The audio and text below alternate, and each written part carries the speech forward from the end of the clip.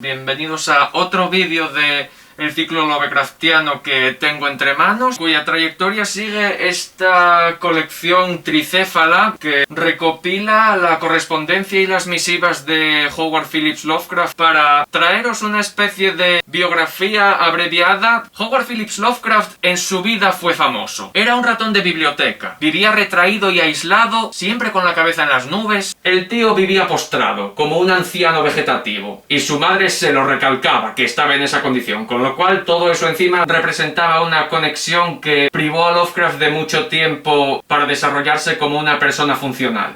En 1921, Lovecraft, a sus largos 31 años, logra la emancipación gracias a que su madre fallece. Sin embargo, Lovecraft ya desde 1918 le tenía apego a una editorial de prensa amateur, y también con la muerte de su madre se da un pistoletazo de salida a su propia literatura, que era de muchísima influencia onírica. Lovecraft también da sus primeros pasos como revisor literario y acaba contactando con Frank Belknap Long Jr., que pasaría a ser su primer discípulo y el primer integrante de lo que más tarde sería conocido como el Círculo de Lovecraft. Así que, como acabo de decir, su imaginación volvió a fluir y dio vida a esos relatos, y sus primeros lectores no fueron otros que los propios colegas del periodismo amateur, y desde luego sus colegas por carta. El año 1922 es trascendente para Lovecraft a nivel social.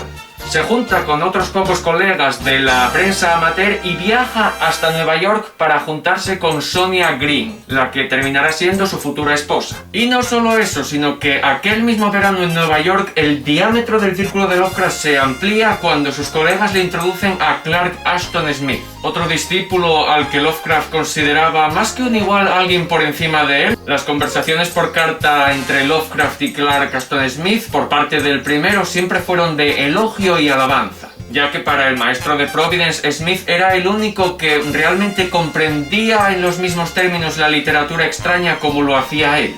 Pasamos a 1923, donde Lovecraft comienza su etapa pulp en la revista Weird Tales, Cuentos Extraños, y se evidencia mucho a lo largo del libro que más de una vez le rechazaron los relatos, con lo cual la etapa Weird Tales pone cierre a su etapa de periodista amateur y también se va apartando de la etapa dunsaniana onírica. Lovecraft ya empieza a dar los primeros pasos para fundar su terreno y reivindicar la literatura extraña. Estamos ante la semilla fundacional de el horror cósmico. En este año se efectúa la mudanza a Nueva York y se contrae matrimonio con Sonia Green. Antes me equivoqué, no es que fuese en el momento de reunirse en la ciudad. Ese fue el detonante. Y pasaron unos días conviviendo, porque estaban en el apartamento de Sonia, él y un colega. Pero cuando Lovecraft se casa y empieza a vivir allí es en 1924. Los problemas maritales y de estabilidad económica casera comienzan pronto. Sonia abrió 2 sombrererías en la metrópolis y las 2 fueron a la quiebra. Ella tenía muy buen fondo y seguramente lo invirtió en tirar para adelante estos negocios, pero salieron mal. Tanto ella como las amistades neoyorquinas de Lovecraft intentaron postularlo como redactor en varias revistas pulp, pero la necedad inamovible y autocompasiva del muy HP frustraron todos estos intentos. Renegó también de la lucrativa oferta que le hubiese supuesto un futuro muy económico para la vida casera, para empezar, pero lo dispararía como escritor y como personalidad de la industria, de convertirse en el mismísimo redactor jefe de Weird Tales, pero para tal tarea habría tenido que mudarse a Chicago, una idea que repudiaba completamente. Nunca sabremos si Chicago era peor que Nueva York, pero el caso es que Lovecraft era totalmente opuesto a salirse de su zona de confort. Luego en Nueva York la vida matrimonial también hace aguas, porque Lovecraft adquiere una vida de vampiro. Solo sale por las noches de colegueo con su pandillita y relega a Sonia a poco menos que una compañera de piso. Ellos no cohabitan, no hay una relación sentimental como tal. Lovecraft es frío, es ausente, vive para la escritura y a los únicos que presta atención es a los amigos de la ciudad. Es el retrato más clásico y estereotípico de siempre estás fuera con tus amigotes, vuelves borracho y me pegas, bla bla bla, años 20, pasemos página. Una cosa es que me importe una gaita y otra que no lo comprenda. Salta a la vista que esto resiente la relación Y la única forma de salvar la economía casera fue que Sonia se mudase a Cleveland para un mejor trabajo también de la industria textil, algo de coser, de máquina, el mundillo en el que ella se manejaba. Este año en el aspecto literario no hay gran cosa que contar. Lovecraft comenzó su carrera como revisor literario, incluso como negro literario, escritor fantasma, para que suene menos... En fin, ya hemos tenido bastante negrez por ahora, creo yo.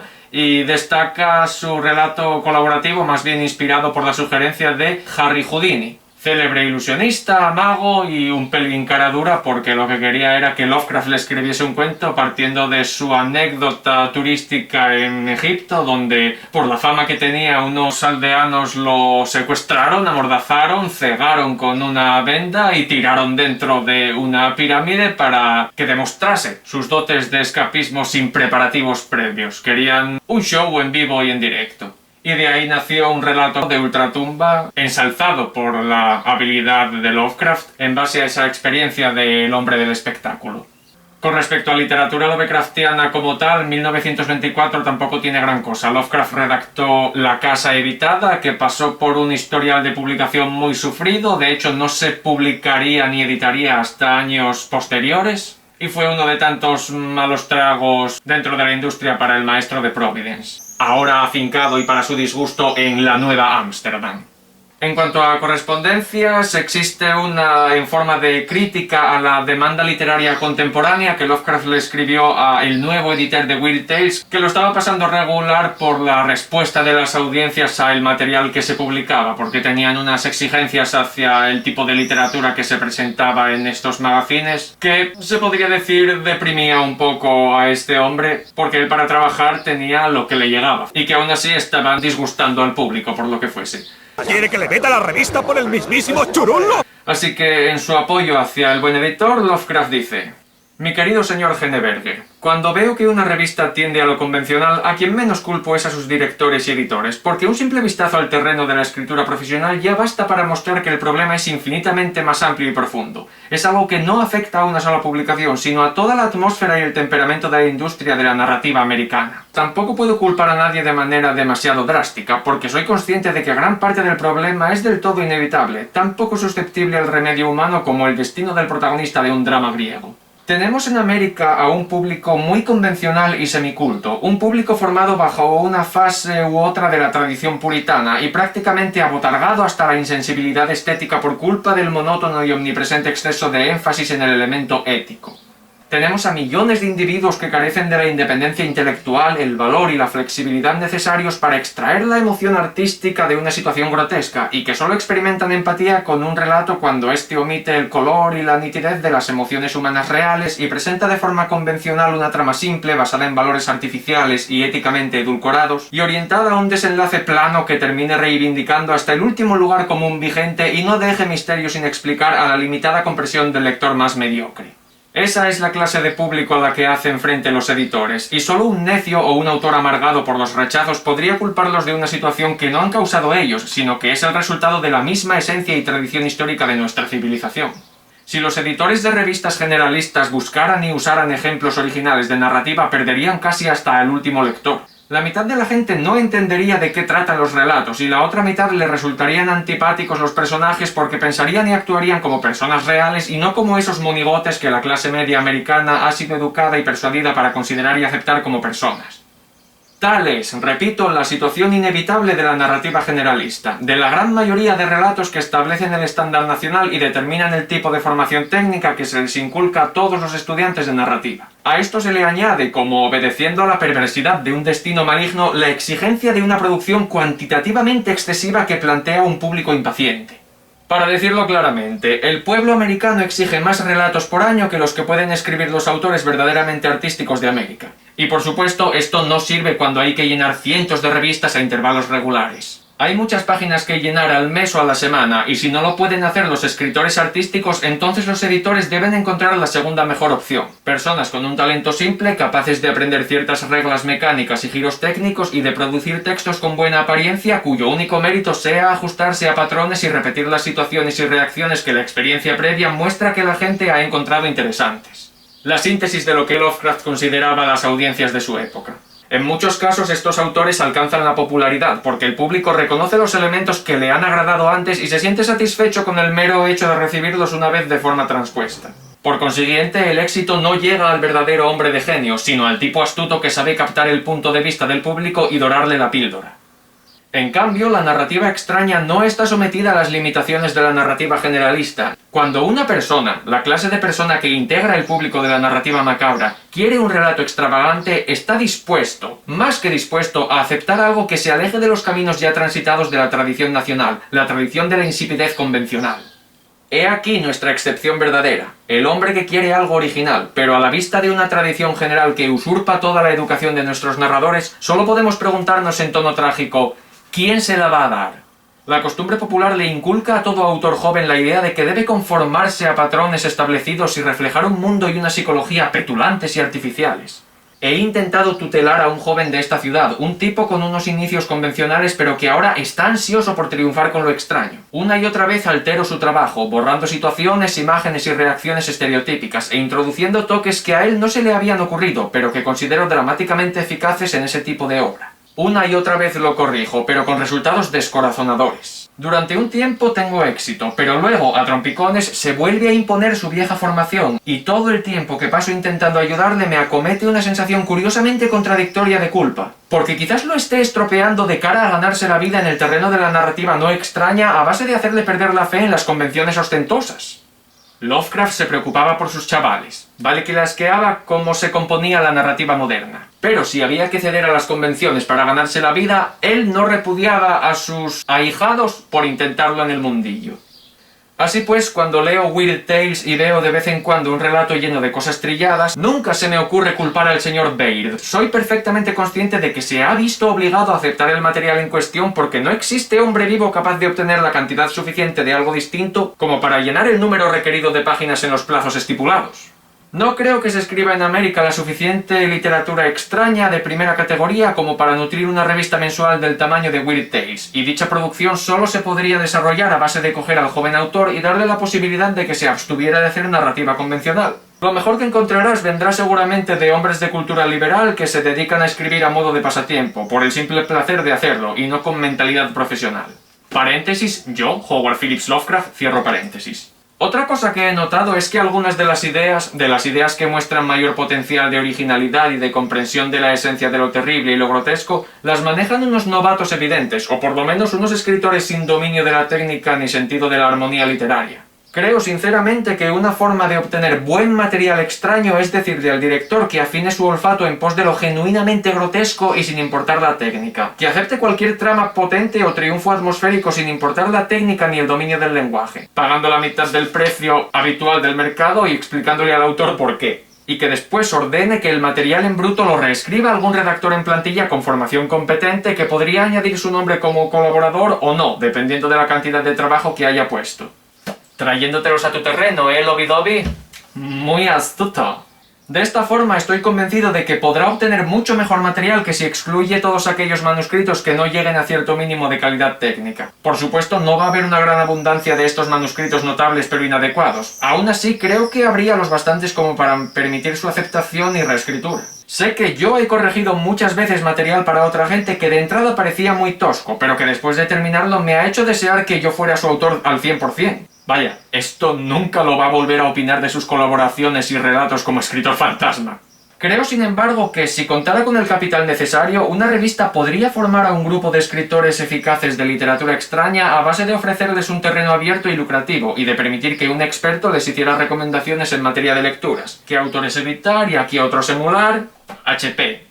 Estás enviando el currículum. Lo de la literatura moderna ya pasó de contexto. Ahora mismo te estás vendiendo de la forma más descarada.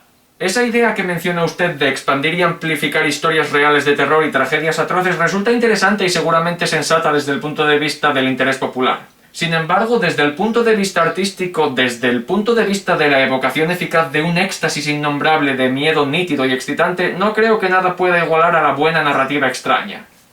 compra mis tentáculos, compra mis tentáculos, compra mis tentáculos. El sensacionalismo sanguinario y sórdido, los asesinatos a hachazos y las morbosidades sádicas solo posee un horror pasajero. Lo que realmente despierta los manantiales profundos del miedo humano y de la fascinación impía es aquello que sugiere infinitas visiones negras de monstruosidades crípticas, perturbadoras y medio inescrutables que acechan eternamente detrás de la naturaleza y son capaces de manifestarse otras veces distintas al caso presente. El principio supremo de esa clase de horror es cualquier sugerencia de violación importante de alguna ley básica de la naturaleza, la ruptura de la línea que separa la vida de la muerte, al hombre de los demás animales, etc.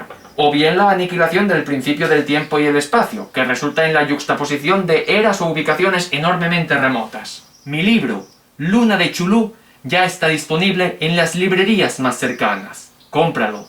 Sé que si no lo haces, me moriré de hambre.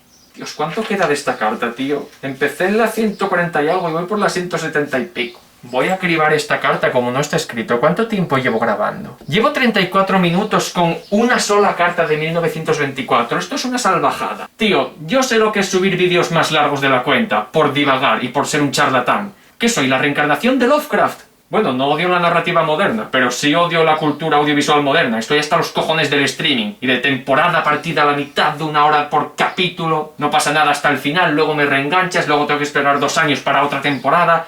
¡Mierda! Sí, soy el descendiente de Lovecraft. ¡Qué hórrido horror antinatural y obsceno! Ahora que lo pienso, supongo que la atmósfera y el color siempre son más importantes que la idea o la trama, lo cual explica que tengamos tan pocos autores eficaces de fantasía hoy en día, cuando se potencian la trama y la acción a expensas de los atributos más pausados de la escritura. Qué raro, porque hace un tiempo Lovecraft habló de lo importante que era la trama, pero supongo que reconstituyó esta idea porque luego fue un firme defensor de edulcorar muchísimo los relatos con la atmósfera. Por supuesto, la atmósfera es lo único que le puede añadir un redactor hábil a una tragedia real. La puede colorear tanto como desee e inyectarle sospechas de motivos y agentes que la acerquen más a ser una narración eficaz. Lo creáis o no, en esta misma misiva, de la página 73 a la 74, Lovecraft cuenta algunas de las ideas que anda recogiendo o cultivando en barbecho para la futura novela de Azathoth. Lo cual me parece cojonudo, pero me lleva a la pregunta, ¿cuántas páginas dura esta puta carta? Sigue hablando con el editor, es increíble. Y es la primera carta de 1924. Empieza en la 160 y acaba en la 175. Santa cachucha. Bueno, a ver qué pasa con Azathoth. Mira, aquí menciona aquello que enseñé en el último vídeo lovecraftiano. Las ideas para tramas y esqueletos de sinopsis las voy apuntando en un cuaderno, de esos que podríamos llamar cuadernos de ocurrencias. Un placer haberoslo traído. Mi principal idea para una novela es una larga historia fantástica llamada, de forma provisional, Azathoth, que incluye toda una serie de escenas grotescas con algo de ese espíritu exótico de las 1001 noches. No sé cuándo voy a abordar la escritura en sí de esa historia, pero estoy seguro de que no le interesará a usted para Weird Tales, ya que solo será horrible en algunas partes, y también contendrá mucho material de prosa poética y descripciones de ciudades y paisajes maravillosos y extraños, pero no atroces ni terribles. Pertenecerá a la misma categoría que algunos de los textos más largos y etéreos y menos sofisticados del Lord Dunsany.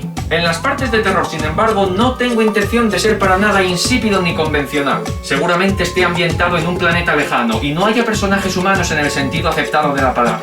Otras criaturas, además de los humanos, ya sabe, pueden vivir aventuras sensacionales y embarcarse en misiones muy pintorescas. El último párrafo empieza con: pero ciertamente ya he divagado bastante. Sí, hijo puta Lovecraft, 15 páginas, a otra cosa, por Dios. La madre que me sacó de la cueva uterina. Fue más larga esta carta que todo el año 1924. 1925. La correspondencia de Lovecraft desciende porque se gastó toda la tinta en esa puta carta al editor de Weird Tales en el año pasado. No, en realidad es que como ahora reside en la misma ciudad que su pequeño círculo de amistades, pasa más tiempo con ellas y no tiene la necesidad de enviar tantas cartas a tantos sitios y de forma tan reiterativa, hablando de los mismos temas a diferentes personas. En los términos más flojos de la palabra, Lovecraft se había convertido en un juerguista, porque a pesar de no gustarle Nueva York, la compañía de sus colegas sí que le elevaba el ánimo bastante. Y de hecho, cuando Sonia venía desde Chicago para estar con él en casa, él aún así pasaba de ella y se piraba con los amigos. ¿Esto es mejor que el sexo? Es que él era tan alienígena como los mundos en los que pensaba. Ya dijo que las emociones humanas las consideraba patéticas y sin valor, y salta a la vista que se regía por esa forma de pensar. Así que nada, en cuanto a escritos, en 1925 redacta El horror de Red Hook, que es su relato dedicado a los horrores urbanitas y a la situación social, la extensión del mestizaje, la crítica a la inmigración, todo el compendio de cosas que odiaba e intensificaba de una forma diabólica en un relato dedicado a la ciudad que nunca duerme. A pesar de que ya no ejercía como periodista amateur, y resulta curioso que nunca quisiese ser periodista profesional para hacer crónicas o artículos arquitectónicos, Lovecraft aún se codea con el periodismo amateur, conserva amistades de esa etapa primeriza suya, y gracias a la propuesta de uno de estos camaradas empieza a redactar un artículo en defensa y reivindicación de su conceptualización de la literatura extraña. Un texto en defensa del tipo de literatura que él deseaba impulsar y que se acuñase. Y este artículo no es otra cosa que el génesis del futuro ensayo histórico de Lovecraft, El horror sobrenatural en la literatura. En 1926, y por extralimitarse en su dedicación a este artículo, él mismo no se publicó en las entradas que su colega del periodismo amateur tenía en mente. Es una cosa que se perpetuó varios meses, que se fue engordando, donde Lovecraft fue divagando, y así es como el artículo digievolucionó hasta ser un ensayo. Ensayo que no trascendió mucho, pero de la misma forma que aquí hay cartas haciendo la autopsia del alma misma del género literario que Lovecraft fundó, el horror sobrenatural en la literatura es el testamento de eso, es la consagración de toda esa idea de ficción perfecta que Lovecraft soñaba con inculcar a los lectores para que la fantasía, que una vez fue de Poe, madurase y se trasladase a la modernidad en forma de literatura extraña, u horror cósmico, como lo queráis llamar. 1926 también es un año feliz para Lovecraft, porque al fin, muy aliviado, se pira de Nueva York y vuelve a su cuna, Providence, Rhode Island, Massachusetts. Sí, ahí cerquita de los Griffin. Oh sorpresa, el matrimonio con Sonia Green fracasó y le dieron la patada. Y él no podría estar más contento. Así pues, literariamente es un año muy prolífico. Escribe la mítica La llamada de Cthulhu, El modelo de Pickman, obra maestra de la literatura gótica, La llave de plata, ciclo de Randolph Carter, también muy aplaudible. Hay implícitas unas declaraciones existencialistas sobre el mundo que se habita y querer escapar de él, bastante autobiográficas diría yo. Y por último, La extraña casa en la niebla, que vendría a ser el último relato de categoría onírica. Si obviamos que más tarde, este mismo año, empezará a redactar La búsqueda en sueños de la ignota Kadaz. Ah bueno, y este año también le llega a Lovecraft una carta de un joven August Derleth que le contacta como fan de Weird Tales, le dice que le han gustado mucho sus trabajos y que espera poder mantener el contacto, y así nace otro apadrinamiento. Podríamos decir el más contribuyente a la propagación póstuma del arte de Lovecraft, si tenemos en cuenta que fue el bueno de Gus el que fundó la editorial Arkham House para conservar los trabajos de Lovecraft y darle salida incluso a las ideas de su cuaderno que habían quedado en tierra de nadie por medio de redactar él mismo estos conceptos. Tristemente, ya he dicho en otros vídeos que los trabajos de Derleth en base a Lovecraft no tienen ni un ápice del talento, ni de la atmósfera palpable, ni de los giros argumentales, ni de las creaciones originales de H.P. Lovecraft. Realmente, en cuanto a hacer crecer la cosmogonía de la yoxocería, el esfuerzo de August Derleth es nulo. Tenemos este año una carta bastante sentida que contiene una especie de declaración del aislamiento y la automarginación de Lovecraft, para que puedan fluir sus ideas, o básicamente una justificación de por qué se abstrae tanto y cómo en base a esto una persona de su mentalidad y de su forma de ser encuentra la paz mental. Es de hecho en esta carta donde nace la famosísima frase "Yo soy Providence", con lo cual claro, es también una especie de crónica sobre su vuelta a su ciudad natal. No hay posibilidad alguna de desilusión. No espero vivir en un séptimo cielo de felicidad en ninguna parte, y solo quiero vegetar durante mis últimos días en algún páramo olvidado donde el ambiente no sea demasiado avasalladoramente ofensivo. Ay, Dios santo, es tan hater que me encanta. Es la encarnación misma de aquel capítulo de Los Simpson de Detrás de las Risas cuando van a ver a la parodia de Matt Groening con el parche y el cigarrillo. ¡Fuera de mi estudio! ¡Pa, pa, pa! No hay posibilidad de que Providence me ilusione o me desilusione. Sé lo que es y mentalmente nunca he vivido en otra parte. La cuestión es qué tejados y chimeneas y portales y árboles y paisajes callejeros me gustan más, qué colinas y bosques, qué carreteras y prados, qué granjas y vistas de campanarios blancos lejanos en valles verdes prefiero. Siempre seré un inadaptado, en todos los lugares y con toda la gente. Pero los inadaptados tienen sus preferencias sentimentales en materia de entorno visual. Seré dogmático solo hasta el punto de decir que es Nueva Inglaterra lo que necesito, bajo una forma u otra. Providence forma parte de mí. Providence soy yo. Justo a continuación tenemos una misiva a Frank Belknap Long que es un desvarío de friquismo donde Lovecraft se mete en su personaje de el abuelo, porque como le sacaba edad a todos sus discípulos y seguidores, él asumía un rol de anciano sabio que vivía en la montaña y bueno, era todo en plan cuentos frente a la chimenea. Bueno, pues aquí con esa personalidad habla sobre su vuelta a Providence. A Frank Belknap Long, 1 de mayo 1926. Eminente bardo de mediana edad. Y ahora el abuelo te va a contar, os va a contar a todos los niños la historia de su regreso a la normalidad y de su despertar del grotesco sueño de estar lejos de casa. Pues bueno, para empezar todavía dentro del sueño, el abuelo cree que se subió a un tren en alguna parte. Luego vino una sucesión borrosa de estaciones y de pronto una imagen que presagiaba un regreso al mundo de la realidad. Una tapia anticuada de piedra medio desplomada entre amplios prados. Recuerdos, conexiones rotas, pero mira, una granjita blanca entre colinas verdes, un campanario de pueblo asomado tras un risco lejano, un edificio georgiano cuadrado de madera sobre un promontorio.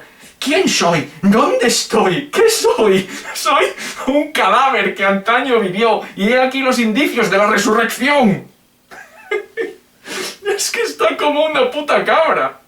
El año debe ser 1923 o 24 y el lugar...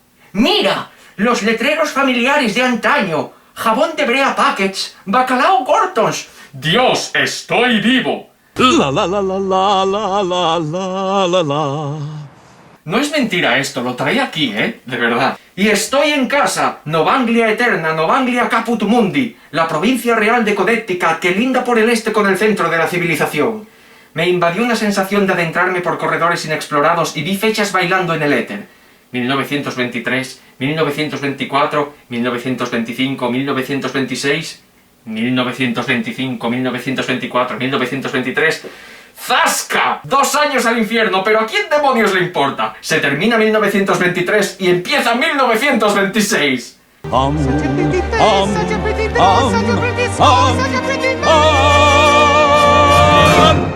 ¿Qué importan una laguna o dos en la existencia propia? América ha perdido Nueva York a manos de los mestizos, pero el sol sigue resplandeciendo sobre Providence y Portsmouth y Salem y Marblehead. He perdido 1924 y 1925, pero el amanecer del vernal 1926 es igual de encantador cuando lo veo desde las ventanas de Rhode Island. A fin de cuentas, un autor de fantasía debería gustarle cierto grado de agitación o anormalidad en la cronología y geografía. Nueva York fue una pesadilla, y ya me he formado una imagen de lo más encantador de la pandilla reuniéndose en varias casas coloniales de Providence. Ahora que estoy aprendiendo a escribir 1926 en vez de 1923, todo continuará como fue siempre. Yo, cuya esencia es ser de Providence, moriré igual que nací, y Brooklyn ocupará su lugar junto a Cleveland, Washington, Filadelfia y otras ciudades lejanas que visité brevemente. Debuten, colega. Luego hay una carta buenísima a Clark Ashton Smith porque su editor le había rechazado un texto, lo había criticado por alguna parte del contenido diciendo que se veía algo que no estaba ahí y Lovecraft pues toma una represalia contra este tío diciendo por qué ve cosas donde no las hay. Básicamente lo acusa de ser influido por el mariconismo de otro editor que Lovecraft conocía.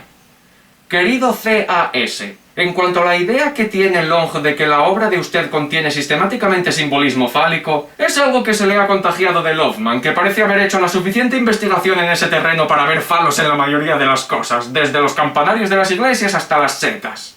Marica. Por mi parte, nunca he estudiado esas cosas ni tampoco albergo creencia alguna en las expansivas interpretaciones fálicas de los pseudopsicólogos modernos. Los campanarios, por ejemplo, son un desarrollo tan claramente natural de la escuela arquitectónica puntiaguda que otorgarles un significado priápico no es más que una completa sandez. Un poco más adelante hay una carta para inspirar a otro autor donde Lovecraft defiende la trama por encima de la atmósfera, cuando para él era totalmente al contrario, así que resulta curioso que anime a esta técnica. A Wilfred Blanche Thalmann, 31 de octubre de 1926. Querido WBT, ahora mismo está poniendo usted un mayor énfasis en el argumento que en esas sutilezas intangibles de atmósfera y color que vienen de la elección estudiada, que es en realidad una elección poética, de palabras y expresiones cadenciosas, y de la atención minuciosa y selectiva a los mil y un detalles casi invisibles que se suman de forma colectiva para construir un trasfondo vivo. Esa atención primaria al argumento seguramente sea una decisión sabia por parte de usted, porque al escritor extraño le cuesta mucho más crear la trama que la atmósfera. Yo, por ejemplo, creo un mínimo absoluto de tramas en el sentido formal y académico y dependo casi por completo de la atmósfera. Al final, sin embargo, la atmósfera siempre rinde frutos, porque se trata del criterio último que hace que resulte o no convincente cualquier relato que apele por encima de toda la imaginación. Me sorprende para bien y me parece muy positivo que Lovecraft, pese a tener un sistema propio en el que creía y quería implementar en su mercado, en el único mercado al que él se veía capacitado para pertenecer, no utilice este sistema para aleccionar, para corregir, en resumidas cuentas, que no lo imponga por cojones a la forma de escribir de un amigo suyo, que a pesar de tener su técnica de atmósfera sobre trama, aliente y anime a este colega a construir los relatos más en tanto a la trama que a la atmósfera si para él ese sistema resulta más productivo y más natural. Tenemos luego una carta a Clark Ashton Smith, en la que Lovecraft da su punto de vista sobre lo que es un contraste, una especie de duelo del que no se puede escapar, en el que contrapone el romanticismo a la fantasía, defendiendo por qué no pueden coexistir o por qué no funcionan juntos. 16 de noviembre de 1926. Querido C.A.S., en lo tocante al romanticismo y la fantasía me desagrada el primero salvo si se presenta bajo la forma del segundo. Para mí hay algo realmente no vital en la representación excesivamente ampulosa de lo que finge ser la vida real. Para mí hay algo pueril en diseñar una especie de variante convencionalizada de la vida, con pensamientos y sentimientos artificiales y espurios, y luego ponerse blando y emocional y efusivo con ella. En cambio, la fantasía es harina de otro costal.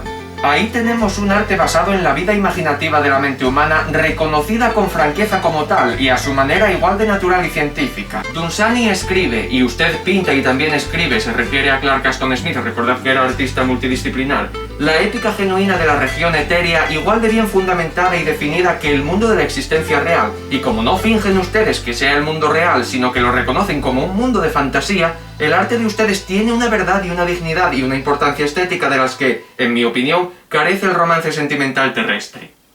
Yo, como amante de la fantasía, me empatizo mucho con esto. Cuando me metes el romance por en medio, volviendo al cosmicismo, nuestra percepción de la realidad no tiene por qué ser el único desarrollo y exposición a esta que se puede ejecutar. El desarrollo de la vida o la materia en cualquier otro ejemplo, que es impulsado por la fantasía o por la especulación científica o fantasiosa mismamente, es aquello que le da magia a la ficción y le aporta el realismo por tratarse de forma ajena. Ese fundamento de Lovecraft yo lo compro mucho, siempre lo compré aparte de Lovecraft, incluso antes de Lovecraft. Lo que pasa es que Lovecraft le está poniendo sentido y palabras a pensamientos que yo siempre tuve.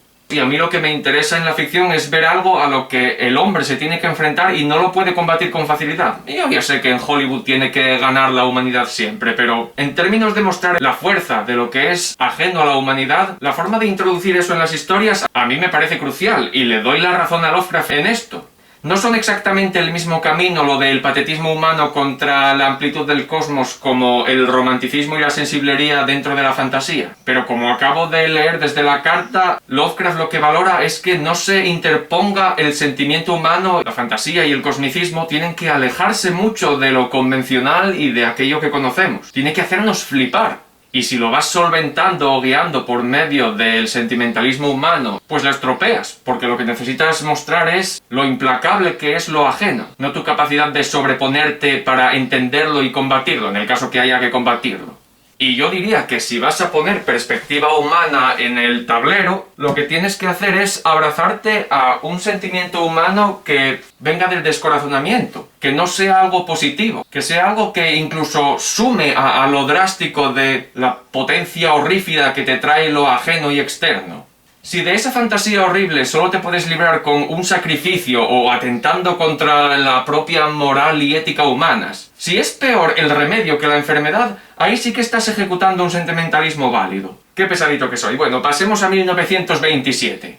En este año HPL continúa redactando La búsqueda de Kadath y también escribe El color que vino del espacio, su interpretación más pluscuamperfecta y su mayor orgullo en ficción en tanto a representar vida extraterrestre. Es un caso realmente único si consideramos lo depresiva que era la opinión de Lovecraft sobre su propia literatura. Es curiosísimo porque los términos y estilos a los que había que atenerse los conocía y los promulgaba él y los reproducía, y a pesar de ser él mismo el fundador de esos elementos, nunca se sentía cómodo con ellos. Y en último lugar también escribe una de sus pocas novelas, El caso de Charles Dexter Ward. Muy buena novela, la verdad, y le dediqué un vídeo en 2 partes que podéis buscar en mi lista de reproducción de vídeos sobre Lovecraft. Por lo demás, este año, nada, sigue anclado en Providence, compartiendo por carta su idea de que ese es el único sitio en el que puede estar a gusto. Defiende que las emulsiones que va recuperando de su infancia en el lugar donde se crió es lo único que le da valor a su vida. Y por medio de defender, como siempre, la zona de confort, amplía su prejuicio hacia el exterior, otras ciudades y otros sitios donde estuvo. Irónicamente, en verano siempre se dedicaba a viajar, aunque se atenía solo a la costa este de América. Con tal de estar cerca de casa por si le entraba la cagalera. En cuanto a cartas, tenemos una a Donald Wandrei, que era otro escritor del círculo de Lovecraft, otro colega que hizo con el paso de los años, y en ella hay una manifestación explicando un poco cómo es su forma de ser, intentando justificarla. Pero eso sí, siendo consciente de sus carencias y presentándolas, siendo objetivo, se podría decir. A Donald Wandrei, 27 de marzo de 1927. Querido señor Wandrei, creo que me gusta más que a usted estar en armonía con mi escenario, porque tengo una mente intensamente geográfica. El escenario, la arquitectura y los tipos generales me influyen más que la gente individual y las condiciones detalladas, y mi mundo ideal es más o menos una excrecencia del mundo real. En literatura no me costaría mucho transformarme en realista, porque cuando dejo de lado mi ventana dunsaniana me encanta construir mis escenarios basándome con minuciosidad y precisión en el paisaje de Nueva Inglaterra. En un entorno monótono o carente de color local pasaría un hombre espiritual terrible. Nueva York casi acabó conmigo, de hecho. He llegado a la conclusión de que extraigo mi satisfacción principal de la belleza y de la tranquilidad que expresan los paisajes pintorescos de los pueblos y el escenario de las vetustas regiones granjeras y boscosas. Estoy contigo, HPL, viva el campo. Escribo exclusivamente para mi propia edificación, dado que el hecho de plasmar mis sueños sobre el papel los mejora y cristaliza. Y aunque agradezco los amables cumplidos de la poca gente a la que le gusta lo que escribo, no me perturba ni me decepciona la indiferencia de la mayoría. ¿Con qué criterio se podría esperar que no fueran indiferentes? Pero bueno, este maquillaje de humildad en la misiva se va completamente cuando en un extracto de la misma al final Lovecraft demuestra un nihilismo puro que, tengo que confesar, encuentro muy razonable y me siento muy identificado con él. Es este reconocimiento franco y cínico de las limitaciones inevitables de la gente en general lo que me hace absolutamente indiferente a la humanidad en vez de activamente hostil. Por mí se puede ir al infierno, pero no me interesa lo bastante como para darle un empujón. Ella no me necesita a mí, la humanidad, y yo tampoco a ella. Su única utilidad es construir ciudades pintorescas para que yo disfrute de ellas un siglo o 2 más tarde. Spoiler, a los 5 años iba a morir. ¡Qué putada! Pasamos a 1928, donde Lovecraft volvió a Nueva York en un intento desesperado, unido a un ánimo por Sonia Green, de intentar salvar el matrimonio. Las cosas son así. Jamás te irás de aquí. Lo nuestro es vitalicio y deberás cumplir. Obviamente era una batalla perdida porque fue llegar a Nueva York y repetir la fórmula rutinaria de la vida que llevó cuando estuvo allí hace unos años. Con Sonia convive, pero como si fuese una compañera de piso, por supuesto no cohabitan, no hay sentimentalismo, no hay ni rastro de inteligencia emocional, y el tío se dedica a salir con sus colegas del círculo, los editores, los escritores. Bueno, en fin, ya sabéis, fracaso estrepitoso, esto no valió para nada.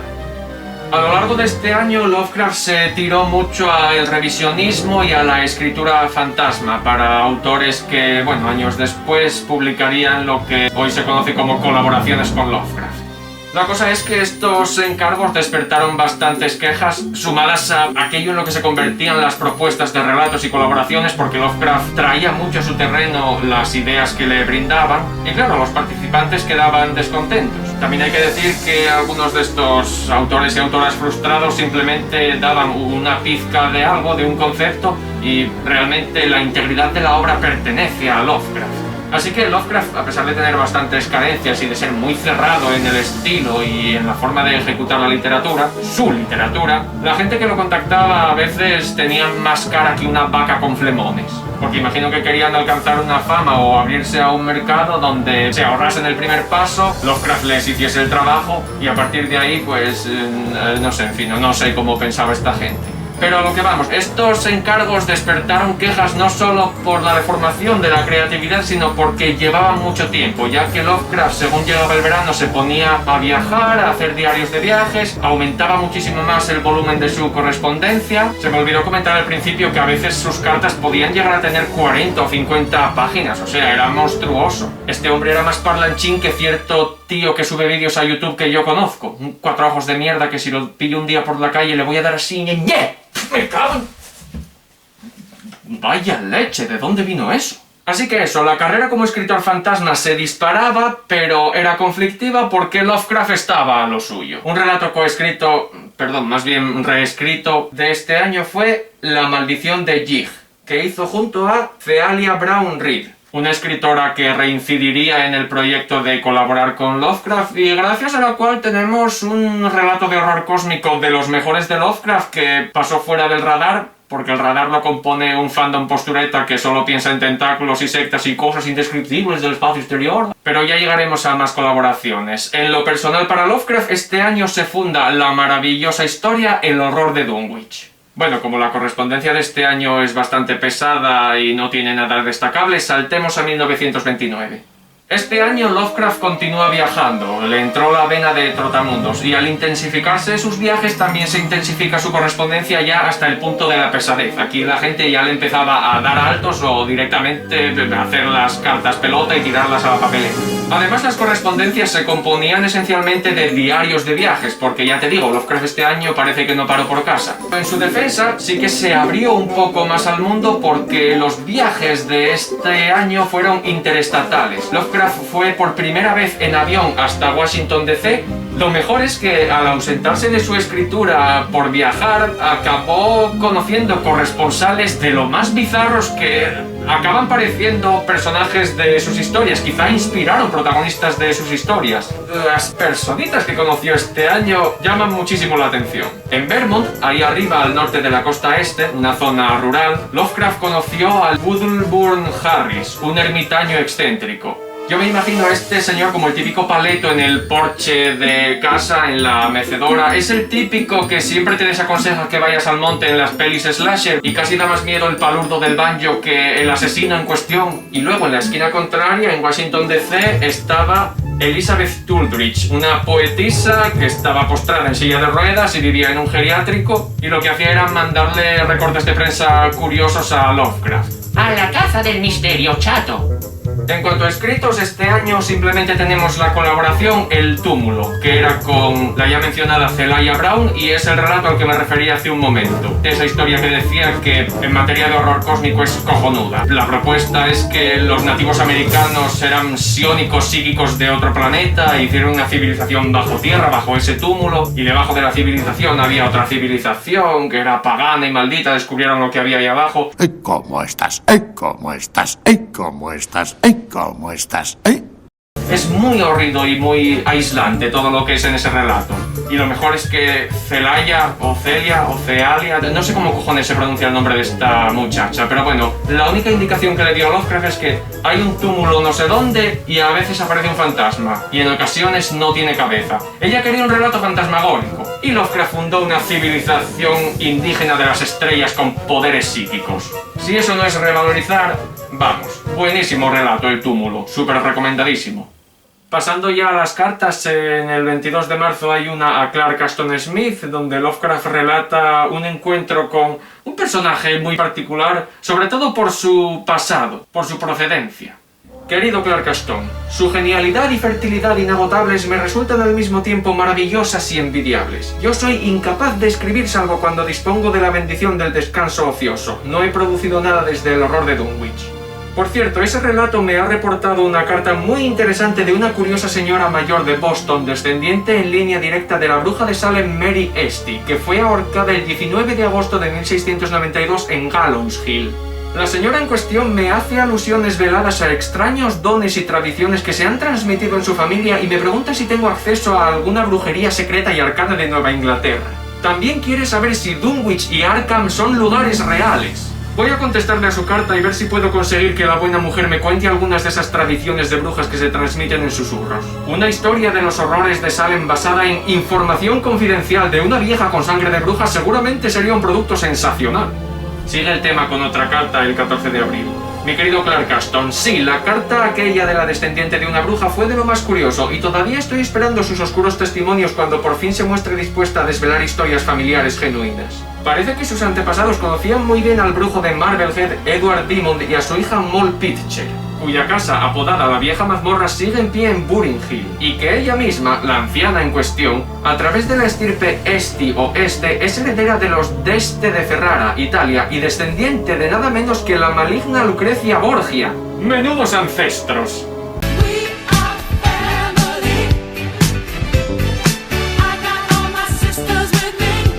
Postdata, acabo de recibir otra carta de un lector de El horror de Dunwich que quiere saber qué secretos protegidos del culto al diablo de Nueva Inglaterra le puedo revelar y qué tomos oscuros de ritos y arcanos prohibidos le puedo recomendar. Este es un vejestorio cándido del Maine rural que dice haber estudiado ocultismo desde 1893 y que promete no darle un uso maligno a ninguna información que le desvele.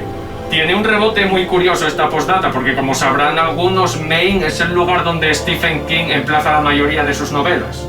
Luego hay una carta un poco más adelante a Derleth donde Lovecraft le habla de cierta sospecha o desconfianza que tiene con respecto a un supuesto libro antológico de relatos suyos que Weird Tales le iba a publicar. Es una antología que nunca salió al mercado y es una situación honestamente bastante fea, puesto que el escritor hará años ya había sugerido un conjunto de relatos suyos de los primerizos: El alquimista, La tumba, El sabueso, La ciudad sin nombre, Dagón también, por ejemplo, como colecta para, en caso de que algún día su nombre se hiciese eco, pues existiese una obra que recopilaba sus escritos. Con lo cual, dejando de lado que Lovecraft en efecto tenía razón y sospechaba acertadamente, es bastante deshonroso y cutre por parte de Weird Tales, una empresa con la que él siempre trabajó y con cuyos editores y directores se codeaba, le prometiesen hace nada menos que 2 años atrás publicar una antología suya y permanecer en silencio con respecto a este tema cuando Lovecraft los carteaba, cuando el silencio era realmente los pocos escrúpulos de al menos confirmarle a Lovecraft que su antología iba a ser cancelada. Detalles como estos son muy putosos porque, como ya he recalcado, a Lovecraft nunca le fue bien en la vida editorial y algo como un libro de relatos explícitamente suyo hubiese sido un paso muy bueno. Podría haber sido un punto de inflexión para su carrera. Y por parte de Weird Tales, yo entiendo que a lo mejor supondría un sacrificio económico, pero si para la ficción extraña tal como la relataba Lovecraft apenas había sitio en Weird Tales, si no le vas a ceder ese hueco en tu revista Pulp, al menos ofrécele la oportunidad de tener su propio cubículo donde esté su obra íntegra hasta el momento. Publícale la puñetera antología, es lo que quiero decir. Es una falta de decoro bastante grande, creo yo.